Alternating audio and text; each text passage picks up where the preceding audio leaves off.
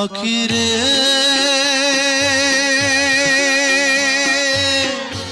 আমার দুঃখের খবর কইও পরাণ বন্ধুর কাছে।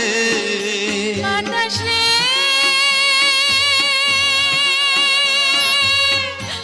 অভাবনীর ব্যথা বইও পরাণ বন্ধুর কাছে। মরার আগে ওগো প্রিয় একটি নজর দেখা দিও। দোয়া করি ভালো থাইকো আমার কথা মনে রাখো পারলে খবর লো।